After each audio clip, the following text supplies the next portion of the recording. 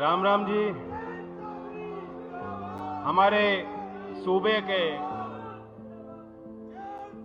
मुख्यमंत्री माननीय योगी आदित्यनाथ जी, उपस्थित हमारे जनप्रतिनिधिगण और मेरे अभिभावकों, सबसे पहले तो बिजरौल के क्रूर शासकों से लोहा लेने वाले बाबा श्यामल जी का मैं नमन करता हूं, जिनकी कल जयंती मनाई गई।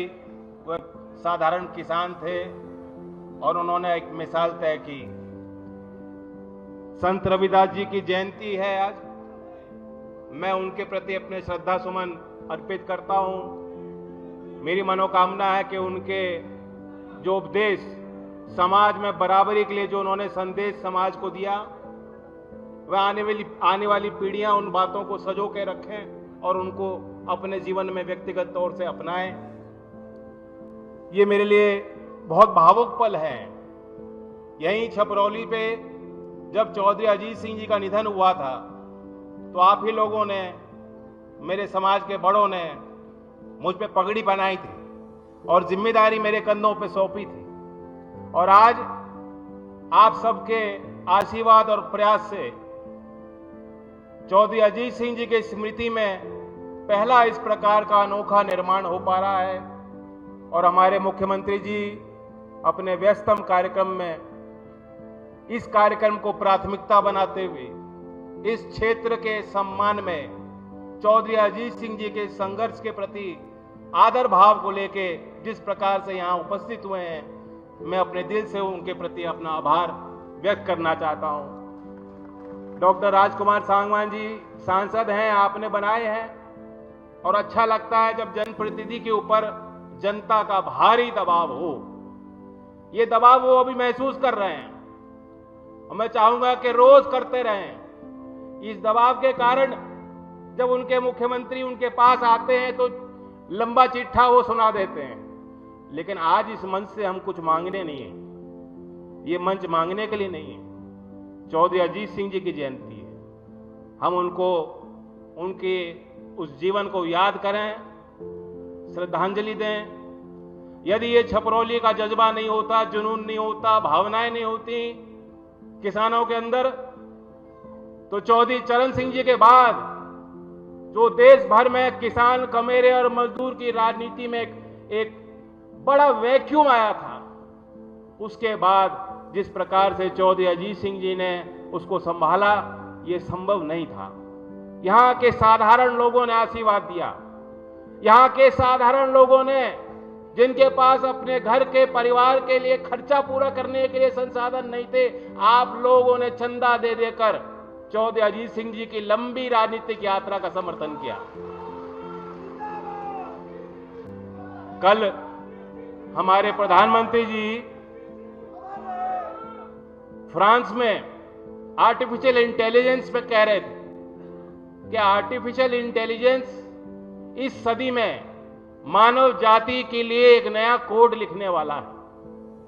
मैं मानता हूं उसी तरह चौधरी अजीत सिंह जी IITN खड़गपुर में, फिर अमेरिका में जाके इलिनॉइस इंस्टीट्यूट ऑफ टेक्नोलॉजी से उन्होंने MSc करी, कंप्यूटर साइंटिस्ट बने। जिस समय पूरे दुनिया में मात्र कम ही कंप्यूटर होते होंगे, और उन्होंने देश में आकर, वही चौधरी अजीत सिंह जो 20 साल विदेश में रहे अमेरिका में, लेकिन वो पुत्र थे चौधरी चरण सिंह के। वो इस देश में आए और इस मिट्टी में, इस मिट्टी की बोली, इस मिट्टी के संस्कार, यहाँ की लड़ाई, आप ही की भाषा में बोलते वे जो है आज हमारे बीच में नहीं है। मैं उनको हर पल याद करता हूं। एक पिता का मूल्यांकन एक पुत्र कभी कर नहीं सकता। मुझे मालूम है, हम लोग तो शिकायत करते थे, अपने पिताजी से बच्चे जैसे शिकायत करते हैं कि आप हमें कम समय दे रहे हैं। आज मैं अपने बच्चों की स्थिति देख के समझता हूं कि वे हमें क्यों कम समय देते थे, क्योंकि उनका मिशन कुछ और था। इसलिए पिता के रूप में जिस तरह से उन्होंने प्यार दिया वो अलग है। जिस प्रकार से उन्होंने समाज की जिम्मेदारियों को अपने ऊपर लिया वह प्रेरणादायक मेरे लिए और नौजवान पीढ़ी के लिए रहेगा। आधुनिक भाषा बोलने वाले, दुनिया की उभरती तस्वीर समझने वाले और गांव की भाषा बोलने वाले, किसान के बीच बैठने वाले, किसान के दुख दर्द को और समस्या को समझने वाले, उस दौर में वो एक अनोखे राजनेता थे। मुझे यहां उनके कार्य को गिनाने की जरूरत नहीं, अनेकों उदाहरण हैं, बल्कि जब मैं आपके बीच आता हूं आप भी मुझे बैठा के कुछ किस्सा उनके बारे में सुनाते हो। मैं ये जानता हूं जो उनके दूसरे जीवन के पहलू थे उस बारे में कुछ व्यक्तिगत आपको बता सकता हूं। मैं उनसे पूछता था कि कंप्यूटर साइंस आपने क्यों चूज किया। आईआईटी खड़गपुर के बारे में बताते थे कि कैंटीन बहुत खराब थी वो बताते थे कि उस समय कंप्यूटर जितना बड़ा एक कमरा होता उतना बड़ा कंप्यूटर होता था। आज ये नौजवान जानते हैं कि छोटी छोटी चिप आ रही हैं। हमारे देश में पूना में सीडैक में दुनिया में 75वें स्थान पे जो जितने सर्वश्रेष्ठ सुपर कंप्यूटर हैं हमारे देश में वो सुपर कंप्यूटर। नई टेक्नोलॉजी में देश आज बहुत बड़ी उपलब्धियां हासिल कर रहा है, लेकिन वो जमाना अलग। चौधरी अजीत सिंह का काम मालूम क्या था? जब वो कंप्यूटर साइंटिस्ट थे उनका काम था वो एक पर्ची डलती थी मशीन में, उसमें छेद होते थे, उस कोड के हिसाब से जो है कंप्यूटर कंप्यूटिंग करता था। वो आईबीएम में कार्यरत थे और आईबीएम में उनकी जिम्मेदारी थी एज कंप्यूटर साइंटिस्ट उस कोड को देखना, परखना, पहचानना। अगर कोड में कमी होती थी तो वो विशेषज्ञ के तौर पे बुलाए जाते थे, भेजे जाते थे कि कोड में देखो कहां सुधार करना है। लाइन बाय लाइन देख के वो चिन्हित करते थे, यहां गड़बड़ी है उसमें, फिर ठीक करते थे। तो कंप्यूटर का कोड सुधारने वाले अमेरिका में यहां आए और समाज में कैसे सुधार हो सकता है, कैसे व्यापक स्तर पर परिवर्तन हो सकते हैं, वो कार्य उन्होंने अपने ऊपर लिया। इसलिए जैसे प्रधानमंत्री जी कहते हैं कि एआई ने अब समाज के लिए कोड लिखना है, ग्रामीण समाज के लिए कोड लिखने वाले चौधरी अजीत सिंह जी थे। आज भी क्योंकि ये बहुत बड़ा पैदावार गन्ने का होता है, लोग उदाहरण देते हैं। यहां जो क्रय शक्ति है लोगों के अंदर, जो लड़ने का सामर्थ्य है, वो उस कारण से है कि यहां जो उद्योग लग गए। आगे भी बहुत आवश्यकता होंगी और यहाँ के किसान मेहनती बहुत हैं।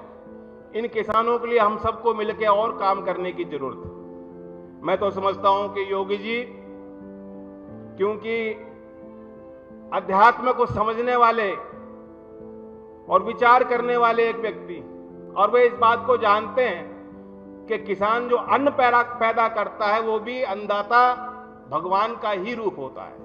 इसलिए मैं मानता हूं कि किसान के किसी विषय पे जब कोई भी मसौदा मुख्यमंत्री जी के स्तर पे पहुंचता है तो उनकी कलम अपने आप चल पड़ती है, वो रुक नहीं सकती।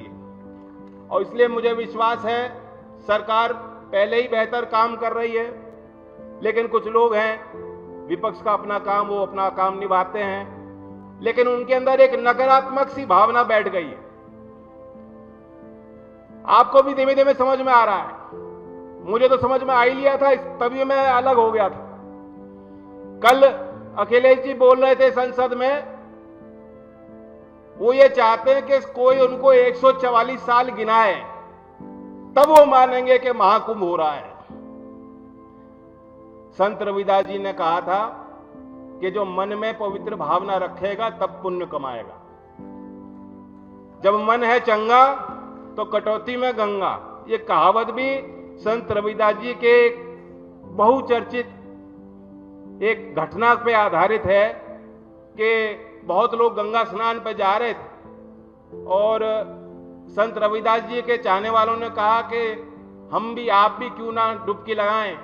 उन्होंने कहा कि अब मेरा मन वहां नहीं रहेगा, मेरा मन यहां है, मुझे पुण्य नहीं मिल सकता। तो मन साफ रहना चाहिए और जो आप कार्य कर रहे हैं दिल साफ करके, पूरा दिल लगा के कार्य कीजिए। आज विपक्ष के नेता दिखावे की 1000 डुबकी लगा लें, लेकिन जब कोई इस तरह का बयान देता है, ये बात साफ दर्शाई जाती है कि उनका मन, उनका हृदय साफ नहीं है। जब प्रधानमंत्री जी कहते हैं कि हमें देश को विकसित बनाना है, गुलामी के दिन भूल जाइए, आज नए संभावनाओं का भारत बन रहा है। जितने विपक्ष के नेता हैं, मैं तो देखता हूं संसद में ताली नहीं बजाई जाती, चेहरे पे मुस्कुराहट नहीं आती। और यहां जितने लोग हैं जिन्होंने गुर्बत देखी है, गरीबी खुद महसूस की है, संघर्ष का जीवन बिताया है और आज भी संघर्ष करते हैं, जब इन्हें कोई कहता है कि आज नहीं तो कल, अभी हमारा विकासशील देश है लेकिन दुनिया के अव्वल देशों में हमारे देश की गिनती होगी और विकसित भारत बनेगा, तो सबके चेहरे पे अपने आप मुस्कुराहट आती है। ये राष्ट्र के प्रति भावना होनी चाहिए। आज प्रतिपक्ष के नेता, उनके बोल हैं, आपने गौर किया हो क्या कहते हैं? हमारी लड़ाई, हमारे दल की लड़ाई सत्ता हासिल करने के लिए नहीं है, हमें तो स्टेट के खिलाफ लड़ना है। यानी कांग्रेस पार्टी के नेता यह कह रहे हैं कि हमें सत्ता हासिल करने की हमारी लड़ाई नहीं है, हमें तो शायद करना पड़े तो राष्ट्र के खिलाफ लड़ना। ये उनके बोल। तो इन नकारात्मक बातों से हमें दूर रहना है और लोगों को बचा के रखना है। आज यूपी तेजी से प्रगति कर रहा है। मैं कल का ही एक वाकया आपको बताना चाहता हूं। बहुत चीजें तो दिखाई देती हैं, सरकारी घोषणा होती है, आज बड़े पैमाने पर यहां से लोकार्पण होने जा रहा है। यह भी चौधरी अजीत सिंह जी का सम्मान और आपका सम्मान है कि क्षेत्र धरती पे आके मुख्यमंत्री पूरे प्रदेश की योजनाओं पे मुहर लगा रहे हैं। बहुत चीजें पर्दे के पीछे होती हैं। किसी भी चीज को परिपक्व बनाने में बहुत तैयारी चाहिए, मेहनत करनी पड़ती है। और यह भी देखिए कि उत्तर प्रदेश कहां से आ रहा है। 2020-21 में ये देश में डेटा सेंटर की पॉलिसी बनी। इसके पहले डेटा सेंटर क्या होता है शायद यूपी के किसी नेता को मालूम ही नहीं थी, किसी अधिकारी ने कोई तैयारी नहीं की थी। और उस नीति के तहत हमने ये लक्ष्य रखा है कि 30,000 करोड़ रुपए का निवेश उत्तर प्रदेश की धरती पे होगा, डेटा सेंटर स्थापित होंगे। तभी जो नई टेक्नोलॉजी की बात हो रही है, कल विदेश में प्रधानमंत्री जो आर्टिफिशियल इंटेलिजेंस की बात जिन्होंने कही है, वो तब संभव है अगर डेटा सेंटर की टेक्नोलॉजी हमारे देश में और हमारे प्रदेश में आएगी। उसी तरह सेमीकंडक्टर की पॉलिसी 2024 में पूरे देश में जितने राज्यों के शुरुआत की, उत्तर प्रदेश ने सबसे पहले शुरुआत करते हुए सेमीकंडक्टर की पॉलिसी तैयार की और कैबिनेट ने 30,700 करोड़ की परियोजनाओं पे मोहर लगा दी कि ये निवेश होने वाला है। सेमीकंडक्टर के मैन्युफैक्चरिंग के प्लांट हमारे प्रदेश की धरती पे लगने वाले हैं। इससे पहले कोई सोच नहीं सकता था। तो हम कहां से चल के आ रहे हैं? एमआरओ की प्रदेश में कोई टेक्नोलॉजी नहीं थी, कोई पॉलिसी नहीं थी। एमआरओ की पॉलिसी भी जब योगी जी मुख्यमंत्री बने हैं, इनकी सरकार लाई है, इससे पहले किसी सरकार ने नहीं सोचा कि एमआरओ हमारे प्रदेश में होने चाहिए। कल बेंगलोर में एयर शो में मैं था, अब मुझे कितनी प्रसन्नता हुई कि उत्तर प्रदेश की एक हाई लेवल टीम अधिकारियों की वहां मौजूद थी। एशिया में होने वाला सबसे बड़ा एविएशन का इवेंट है जो भारत की धरती पे हो रहा है, एरो इंडिया 2025। और यूपी के अधिकारी वहां जितनी बड़ी कंपनियां थी उनके साथ बैठक ले रहे थे कि कैसे हम उत्तर प्रदेश की धरती पे वो निवेश करें और हमारे नौजवानों के लिए रोजगार के नए संसाधन हम तैयार करें, संभावना तैयार करें। और मैं जानता हूं, जब मैं 9 से 14 एमपी था, पर एमपी नहीं रहा, उसके बाद मैं ऑस्ट्रेलिया गया था एक डेलीगेशन में। कई सांसद थे, उसमें कुछ दक्षिण भारत के सांसद थे और मैं अकेला नॉन एमपी था। ऑस्ट्रेलिया में हम कई विभागों में हमने बैठक की। वहां के जो राज्य हैं ऑस्ट्रेलिया देश में, उनके राज्यों के अलग अलग दफ्तर भी भारत में हैं। और जब उनके राज्य के हम सरकार के साथ बैठक करते थे तो भारत का उनका मानचित्र था, कहां कहां उनकी इंडस्ट्री है, कहां कहां उनके दफ्तर हैं, कहां कहां उनकी परियोजना लग रही हैं, कहां कहां वो निवेश करना चाहते हैं, उनको इंकित कर रखा था, निशान लगे हुए थे। आप ताज्जुब करोगे कि भारत के मानचित्र पे जितने निशान थे वो महाराष्ट्र तक थे और ऊपर कुछ हरियाणा तक थे। उत्तर प्रदेश की तो गिनती नहीं थी। उत्तर प्रदेश मानो कोई है ही नहीं राज्य उत्तर देश में। तो मैंने उनसे ताजुब करके पूछा कि आप उत्तर प्रदेश क्यों नहीं आना चाहते हो। उन्होंने कहा उत्तर प्रदेश में आना है तो निवेशकों को पहले बताना होगा कि तुम्हारी पूंजी सुरक्षित है, जान माल को कोई खतरा नहीं है। दूसरे राज्य की सरकारें तत्पर रहती हैं, कहती हैं आइए हमारे यहां, हम आपको सब्सिडी देंगे, हम आपको जमीन देंगे, हमारे यहाँ कैप्टिव इतने लोग हैं, मजदूर हैं, क्षमता है उनके काम करने की, वो नौकरी भी आपके यहाँ करना चाहते हैं। और उत्तर प्रदेश की सरकार में कोई हमसे बात करने को राजी नहीं है। ये सारी तस्वीरें जब से उत्तर प्रदेश में बीजेपी की सरकार आई है, योगी जी ने छोटी छोटी बारीकियों पे बल देना शुरू किया है। इन्वेस्ट यूपी की कल टीम बेंगलोर में थी, मैं बैठक में उनके साथ मौजूद था और मैंने देखा किस तरीके से जुनून के साथ वो कोशिश कर रहे थे कि यूपी की हमें कायाकल्प करनी है। ऐसे अधिकारी को मैंने आज तक नहीं देखा कार्य करते हुए। तो इसलिए आप विश्वास कीजिए, ये महज शुरुआत है और ये चौधरी चरण सिंह की और चौधरी अजीत सिंह की कर्मभूमि है। मैं फिर यहां के लोगों को कहना चाहता हूं, मैं तो आपका ही हूं। इस यात्रा में आपने मुझे यहां तक पहुंचाया, मैं अपने घर परिवार में खड़ा हूं, मैं आपका आशीर्वाद लेने आया हूं। आप आशीर्वाद बना के रखिएगा और जिस प्रकार से एनडीए की सरकारें काम कर रही हैं और लोगों का विश्वास मत जीत रही हैं, यूपी का चुनाव आपने देख लिया और दिल्ली का आपने चुनाव देख लिया, इससे पहले जो राज्य के चुनाव हुए आपने देख लिए। तो इसलिए लोक दल के कार्यकर्ता, बीजेपी के कार्यकर्ता और एनडीए घटक दल के कार्यकर्ताओं को और ज्यादा मेहनत करें, लोगों के बीच जाएं, लोगों की समस्या समझें, उनका हल करें। ये सरकार की पूरी ताकत जन कल्याणकारी योजनाओं को आगे बढ़ाने में लगी है और मैं धन्यवाद देता हूं मुख्यमंत्री जी को एक बार फिर कि आप आए और ये प्रेरणा स्थल है। मेरा मंत्रालय भी यहां बहुत कोशिश कर रहा है। इस संस्था में जहां हम लोग खड़े हैं, इसकी भी अपनी 75 साल का इतिहास है और मैं जानता हूं कि शिक्षा विभाग में यूपी ने कायाकल्प योजना में, अलंकार योजना में शिक्षण संस्थानों को, बुनियादी ढांचों को विकसित करने के लिए जो प्रयास किए हैं, अब वो प्रभाव और असर दिखाई देने शुरू हुए हैं। असर की भी रिपोर्ट अभी आई है, सामाजिक संस्था है, अब तक बहुत आलोचना करती थी, उस रिपोर्ट ने भी माना है कि सभी राज्यों में सबसे ज्यादा शिक्षा में अगर सुधार हुआ है तो उत्तर प्रदेश के सरकारी स्कूलों में वो सुधार हुआ है। लेकिन ये शिक्षा और विद्या का मंदिर है।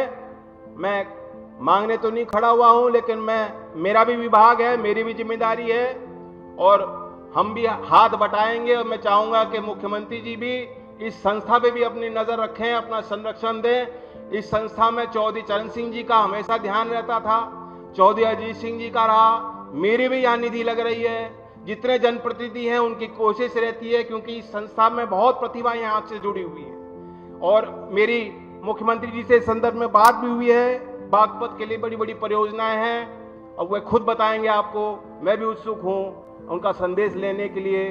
चौधरी अजीत सिंह जी से जो उन्होंने प्रेरणा ली, व्यक्तिगत तौर से उन्होंने उनको देखा, संसद भवन में उनके साथ कई घटनाएं हैं, वे वर्णन करेंगे।